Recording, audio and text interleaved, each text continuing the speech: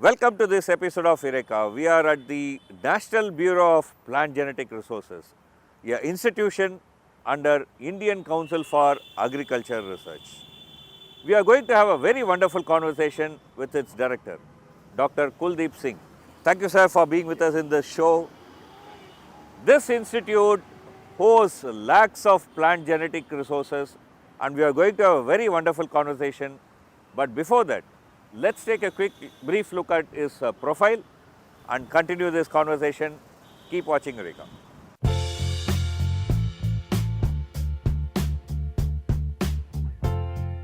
Plant breeding is a continuous endeavor to develop superior plant phenotypes that are better adapted to human needs by utilizing the available genetic variation. It is where Dr. Kuldeep Singh has extensively worked. Currently, he is the director of ICAR-National Bureau of Plant Genetic Resources in New Delhi.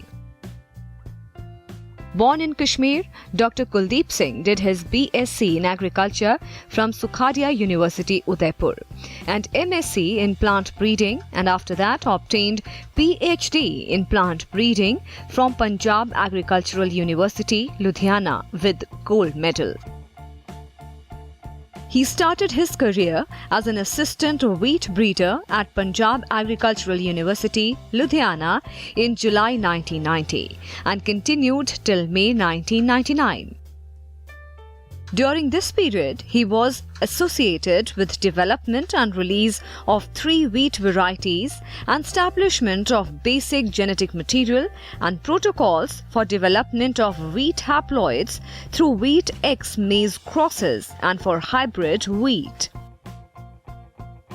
Dr. Kuldeep Singh also worked in different capacities like molecular geneticist, senior molecular geneticist, and director at the School of Agricultural Biotechnology, Punjab Agricultural University, Ludhiana, and was involved in a wide hybridization, gene identification and mapping, molecular breeding and genome sequencing. Dr. Kuldeep Singh established large collections of wild species of rice and wheat and used these for identification of novel genes for biotic stresses, abiotic stresses, nutritional traits and productivity-related traits in both the crop species.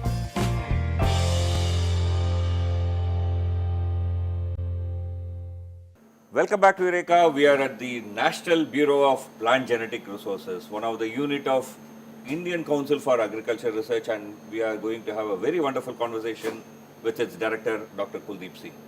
Sir, it's nice. Thank you for entertaining us in your institute. It's a nation's pride, as I started this program with. We are now standing next to your PCR, right? Right. What is PCR? PCR, most of us think is like a police control room. Thank you.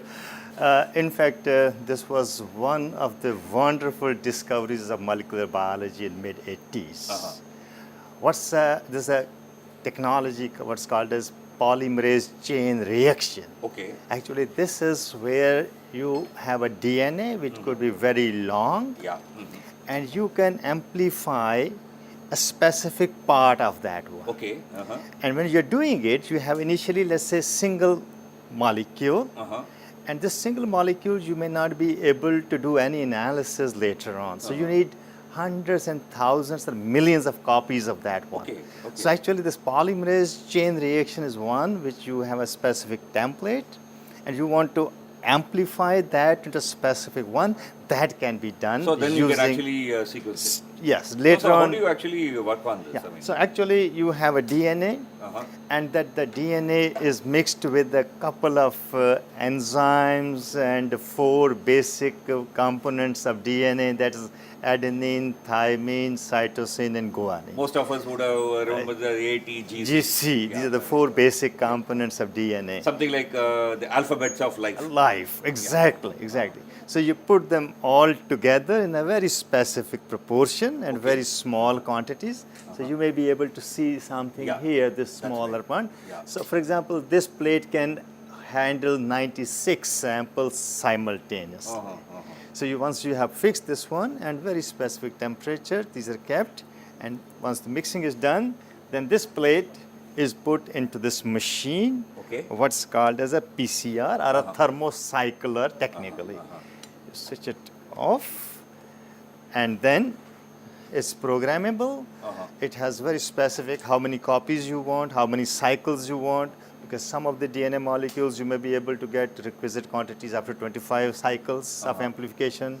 Some you may be able to get after 30, some Okay. after 35. So you really have to program that machine. That's how it works. It works. So you program this machine, switch it on, and after some time you know how much time it is going to take, maybe 1 hour or 2 hours. That will depend on many other things. That's nice. And So let once- me now ask you something slightly different. Okay, I mean we know that you had worked in International Rice Research Institute, and after that Punjab Agriculture University, Right. and now you are here heading this institute. So let me try to understand some of the basics. If one looks at your profile, I mean you are a plant breeder. That's how it also says. I mean you created new varieties. That's also something it says. What is this breeding? What does this variety mean? See, breeding means basically identifying a new strain which is unique in its characteristics. Okay, okay. Right? Now, this could be done by many ways. One, you may have a variability population in the nature. Okay. You can pick a best plant out of that one, separate it, multiply it, evaluate it. Multiply meaning that, for example, I plant that in the next season, Yes. and then again take the same characteristic, takes- and then again I put it. Exactly. So, if I'm developing like that a new variety, how long it will take for me to actually develop a variety? Well, see, although there may be variation from crop to crop, but on an average, 10 to 15 years are required for developing a new variety. Okay, so in this method. Yes. If one looks at, for example, any rice that I go and buy in the market, Right. or any wheat perhaps you go and buy in the market, or something like human made, right? Right. It was not wild, it was not there before the humans started agriculture at all.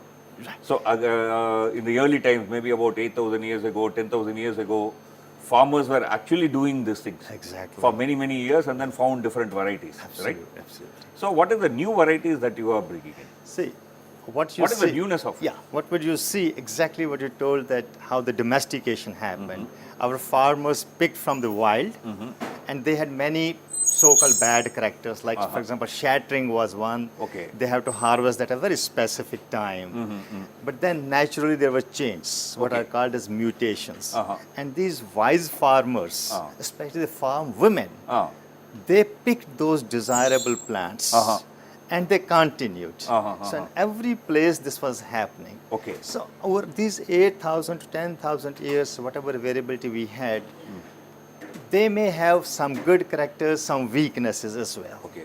Now with the modern plant breeding or modern genetics, we were able to really identify, okay, this variety has this good trait, this variety has this good but this weakness. We will hybridize them. Okay. So, for example, maybe one variety may be giving lots of grains. Right. Maybe another variety is good in Quality, disease maybe resistance. resistance to some right. virus, for example. Right, exactly. So then you put them together. Together. So the new variety will also give you good yield, but also be resistant to these diseases. okay. So that's what. This is how the modern plant breeding works, Okay. primarily for most of the crops. So one of the major work that you are doing, for example, in Punjab Agriculture University, where I think more than 25 years service you have had, how did you choose to say that, okay, let me work on this area, or not that? I mean, as you said, there may be hundreds of qualities, right? Right. So you try to improve one quality or few qualities. How did you choose those qualities as important? See, when I started my career at Punjab Agriculture University, I was appointed as a wheat breeder. Okay. So I had to work on improvement of the wheat because wheat is a major crop Yes. of wheat, and getting a chance to work on wheat was very competitive at the universities, right?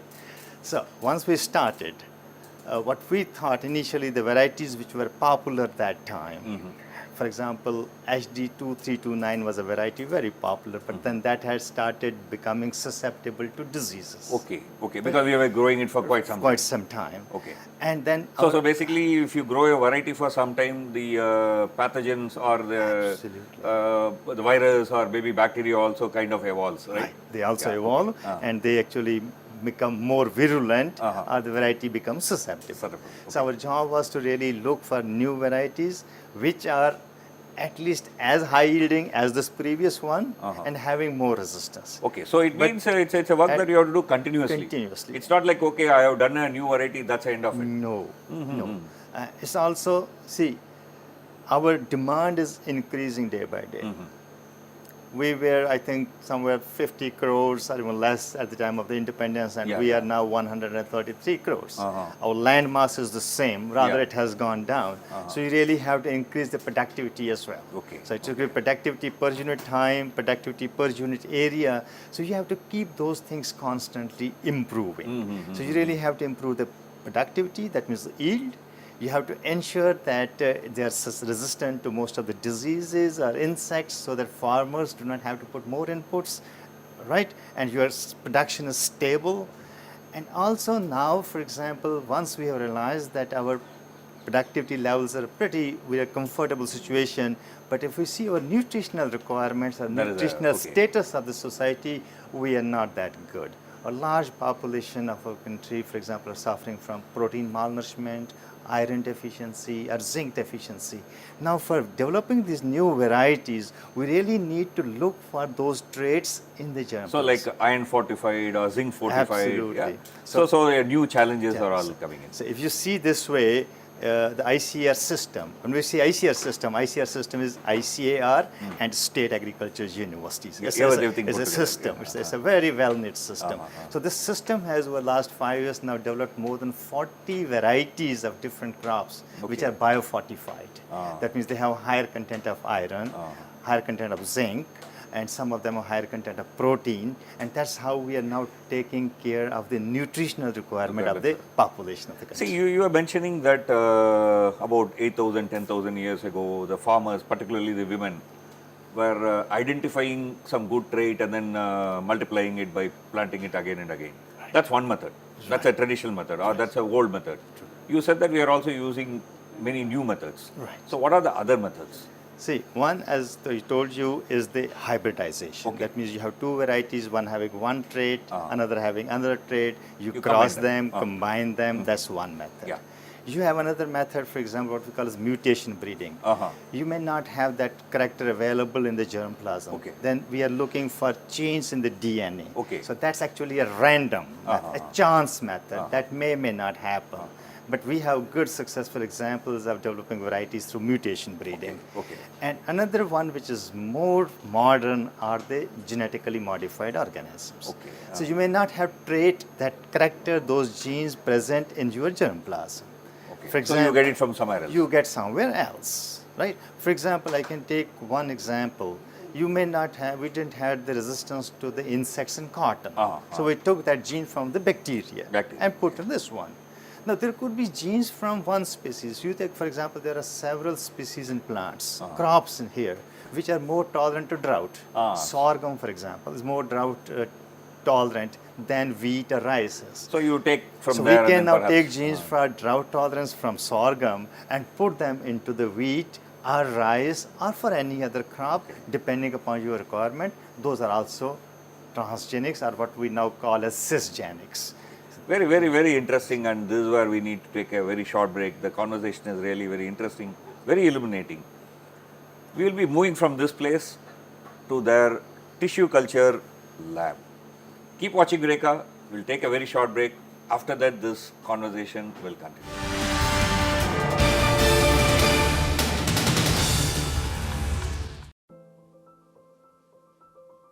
COVID-19 has been described as a pandemic by the World Health Organization.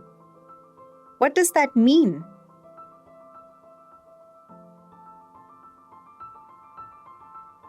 Characterizing COVID-19 as a pandemic is not an indication that the virus has become deadlier. Rather, It is an acknowledgement of the disease's geographical spread.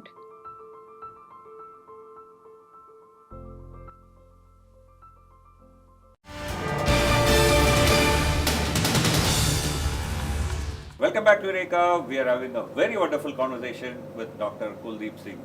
He is the Director of National Bureau of Plant Genetic Resources, a constituent unit of Indian Council for Agriculture Research, and we are at the tissue culture lab of their center. This is where they preserve plants which propagate vegetatively. We will talk about it later, but then I'm going to ask you something different. Before coming here, you are involved in one of the very, very major international project. It's about sequencing wheat, right? Genome sequencing of wheat. Right. It was internationally acclaimed project. Can you tell us about it in short? What was that project? Yeah. See, once the human genome was sequenced, thereafter the first crop plant which was sequenced was rice. Ah. And rice and wheat are the two important crops of the world. Okay. So then wheat was a thought that we should have a whole genome sequence of the wheat as well. But wheat is very complex organism when it comes to, in terms of DNA. Its total DNA is 40 times larger than the rice genome. Okay. Right? So no single lab. How many chromosomes are there usually in a wheat? There are what we haploid chromosome 21. So 21 pairs. plus 21. 21 Yeah. pairs, right? Okay, okay. So this was not possible for any individual lab in the world to sequence the whole wheat genome. And hence a consortium was formed. Okay. And this consortium started, they thought, okay, let individual countries come forward and we will sequence chromosome by chromosome. Okay, so there were 21 pairs of chromosomes. So about 16 countries it was 16 divided. countries. So which was what was given to India? The chromosome 2A was given to India, and this 2A chromosome is 2.5 times larger than the whole rice genome. Okay. So it means that it was like actually sequencing a rice genome Absolutely. Twice. Yeah.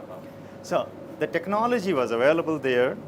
There was one lab in the world, because in wheat we had very specialized cytogenetic stocks, we call. Okay. That means it will have the 42 chromosomes, 21 pairs, plus 1/2 chromosome additional. Okay. So each chromosome is broken into two, there with the centromere position, and you have this additional chromosome. Oh, I see. And using a technology what's called as flow sorting, it was possible to individually isolate that half chromosome. Oh, I see. And this lab did it globally for everyone in the world. I see. Okay. And so they isolated the individual So it was chromosome. not only that 2A, but also for doing this half chromosome was done here. Right. That's a very, very interesting part. So when you do sequencing, Right. what is the kind of technology or equipment that you use to do the sequencing? See, the technology actually what we call as next generation sequencing or second generation sequencing, they started becoming popular from 2008 onwards. Okay. So the capacity of sequencing with these machines was hundreds of times more than it was used to be in earlier machines. So this made a lot of change. The cost of sequencing came down, output was higher, and that's how we really started sequencing this whole rice genome arm by arm. So we had, for example, 2A, it had two parts, chromosome 2A short arm and 2A long arm. Okay. And we were 3 institutions involved here in India. One at Punjab Agriculture University, one at the National Research Center for Plant Biotechnology, which is an ICAR institution, and South Campus of Delhi University. Okay, so all these 3 institutions put together did this work. This whole work on this one. Now that we have a gene sequence of wheat, what does it tell us? I mean, why do people make actually gene sequences? Right, very important question. See, now we know the whole genome sequence. We have sequenced it. We now know 120 genes of wheat. Okay. Complete sequencing. Right? So first thing is our understanding of how these genes are there. Yeah. Are they all single copy? Are they multiplied? Are they duplicated, triplicated? So the first thing it gave was this complete structural information of this whole DNA in the wheat chromosome. So that was the first. So now we have the sequences of individual genes. Okay. Now using this information, what we call a genomic resource, we can actually now identify the traits in each of the wheat variety. For example, we see there's a variety which is resistant to some particular disease, let's say yellow rust. Okay. Where is that gene? We can now precisely point it out which part of the genome or which part of the chromosome this gene is. Okay, then you can use it for creating new varieties. New varieties, transferring One it. question that I want to ask you is that this institute has a gene sequencing machine. Right. Can you take us there and then show us how that machine works? Yes. Can we go there, please? Yes, please, we can go.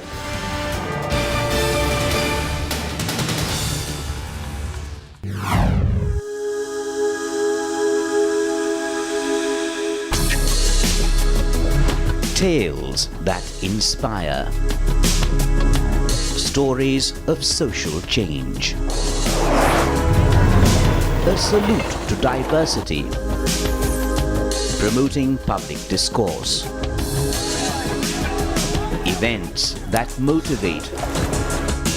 Inspiring the innovative spirit. Watch Rajya Sabha television documentaries.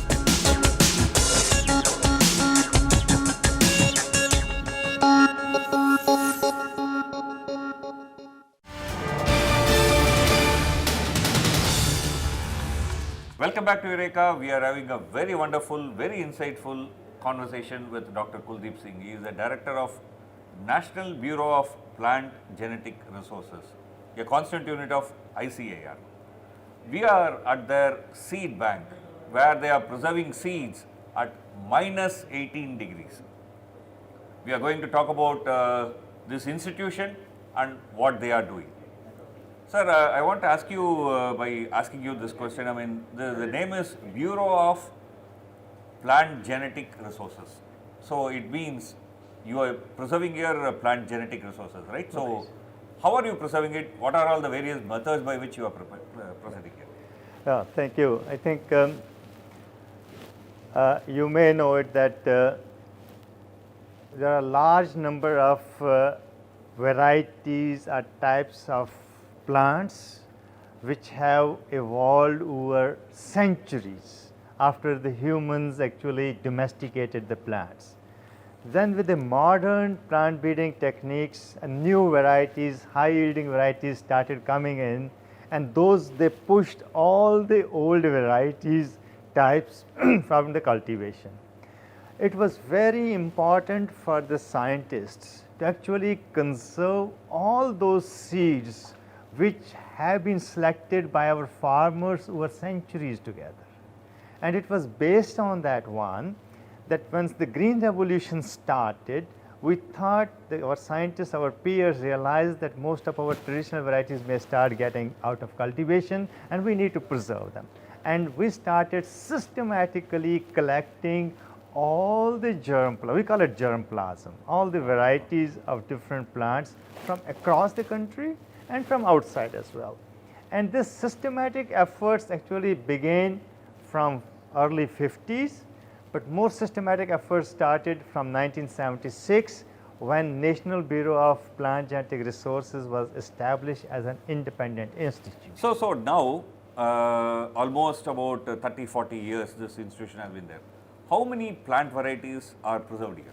Okay. We have three types of the storage here. One is seed gene bank. Okay. So all the seeds, species which are producing seeds, we are conserving the seeds, and seeds we are conserving at minus 18 degrees Celsius. Okay. And this gene bank, you will see it has 12 modules, means 12 boxes, big ones, each with its independent temperature control. Okay. And as of today, this seed gene bank houses around 4.42 lakh different types of seeds of around 2,000 species which are important to humans as food, feed and forage. Okay, so you said that each of this module is maintained at different temperatures. Why you have to maintain at different temperatures? Is it because of, for example, some plants grow in cold climate, some grow in temperate climate? Is it so, or what is the reason for maintaining them in different temperatures? No. All these are maintained at minus 18. Okay. We have two types of the modules. One, if we want to conserve for a short period, Okay. so those are maintained at 4 degrees Celsius. And okay. for those which we want to conserve for a longer period, longer means 30 years, 40 years or so, those we maintain at minus So 18 now degrees this cryo facility is one facility where you are preserving seeds, but all plants do not propagate only by seeds. Then what happens to those plants? Like say for example, banana. Right. Banana, hardly any of us have heard of its seed, right? I mean, it propagates by vegetative method. Yeah. So then what happens? Good. To tell you one thing, that banana, the one which we consume today, does not produce any seed. Its multiplication is only through vegetative parts. So here we conserve it in tissue culture. Okay. And this tissue culture facility is very large facility, one of the largest facilities in the world. And we are conserving around more than 1300 species in tissue culture of all those which do not produce seeds. But let me share with you, there are wild species of banana which do produce seed. Okay. And we are conserving the seeds of those I see. wild species as well. That's the very interesting. cultivated one which we are consuming today does not produce the seed. So then you also have a third method, right? I mean, you preserve in liquid nitrogen. Right. So what do you preserve there? I mean, why you are using that? There are some species, for example, I told you those seeds which we are conserving at minus 18, we need to bring their moisture content to as low as 7%. But there are some species, if you bring that moisture content lower, they lose their viability. Oh. And so such species we have to conserve in liquid nitrogen. So there are three things which we are conserving in liquid nitrogen, what we call as cryoconservation. One, those seeds which cannot be preserved at minus 18, we have to put them in liquid nitrogen. Second, the tissue culture which you saw like banana, we have to culture that every 4 months or 6 months. So that's a very tedious job. So we have a procedure of really bringing those tissues, viable tissues, into liquid nitrogen, and those could be regenerated back. Third is that pollen, for example, is very important. We can conserve, or we are conserving pollen also at in liquid nitrogen or the cryogene bank as See, well. there are many such seed banks, gene banks, right? So where are we standing? We are number 2 gene bank in the world. Number one is? Number 1 is USDA Okay. gene bank in USA. Okay, okay. Yeah. So it means that we are preserving huge quantities of plant material here. Right. Is it only concerning about Indian subcontinent, or we are also having seeds and plant material from other parts of the world? We do have the seed material. Almost 50% of the seed material is from other parts of the world. Okay, okay. Yeah. So it means that we are not only bank for India, but in case of some exigencies, we are also a bank for the whole world, right? That's true. That's true. Okay. So there is general perception that with the rise of modern agriculture, industrialized agriculture, and also after green revolution, all our traditional varieties are gone. There are lots of such talk. I hear you have a very interesting story when the farmers from Kerala wanted some traditional varieties. Can you tell us that story? Thank you. Thank you for raising this question. We are seeing large number of the writings, publications, are the complaints coming from the people that we have lost all the tradition. Let me assure the nation that our seniors, our peers were a visionary. We could start collecting all those traditional varieties right from 60s onwards, and most of the varieties, land races which were growing in the country at one time or the other time, they are in our gene bank. Okay, nothing is lost. I won't say nothing is lost. Majority of the things are conserved with us. Okay. And this we have now few programs, 2 programs I will tell you. One is that taro, for example, we got some requests from the farmers of Kerala that they had some traditional varieties of taro which were tasting better as per their perception. They are not having those. Now we have sent more than 100 such taro collections from that region back to the farmers through our institution, which is in the South India, and they are now evaluating all those traditional varieties at farmers' fields. Likewise, we have a program where right now we are putting these traditional varieties of around 28 crops in more than 200 farmers' fields across the country, so that the farmers, if they want to really cultivate some of their traditional varieties, they can do it. Also, if someone wants it, they can write to us, we can provide them the seed. The only limitation will be that we may be able to provide them 10 or 20 seeds. And if they give us 1 year, we can multiply and give them ample quantity of the seed what they want. Thank you. It's a very, very wonderful conversation, and the key message that comes from this conversation is almost nothing is lost. There are a few perhaps which just we missed it, but even today they are actively collecting and preserving plant materials for our future. Thank you, sir, for being with us in this show. It was a very wonderful opportunity. It's a pride of our country, and we are happy that your whole institution and people are working to preserve the plant resources of not only this country but also of the world. Thank you for being with us in this show. Thank you very much. Thank you for being in this show. Keep watching Eureka. We'll come back with another interesting conversation next week, same time.